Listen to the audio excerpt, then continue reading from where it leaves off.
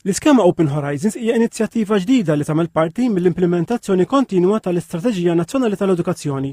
Dettalji dwar din l-inizjattiva ngħataw waqt żjara li l-Ministru għall-Edukazzjoni Clifton Grima għamel fl-Iskola Sekondarja ta' Haddingli.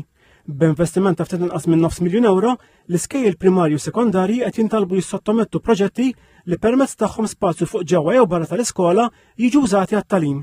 Kira Gawċi hija waħda mill-istudenti li flimkien ma' oħrajn ħejjit filmat maħsub biex juru l-importanza tal-ambjent fl-iskejjel. Aħna l-iskop tal-video tagħna kien li nuru l-importanza tal-ħdura fl-iskejjel tagħna li l-ħdura tista' tgħin b'mod mentali u anke mod fiżikament. Aħna l-iskola tagħna m'għandniex ħafna ħdura, l-unika naqra ħdura li kollna hija hawn barra li ma nistgħux naċċessaw aħna u l-ħdura li għandna ġew li għamilna id-dinja waħda bħala planters. Il-Ministru Grima qal li din l-inizjattiva għandha lan li tħeġġeġ lill-edukaturi biex jestendu t-tagħlim lil mill-ambjent tradizzjonali tal-klassi.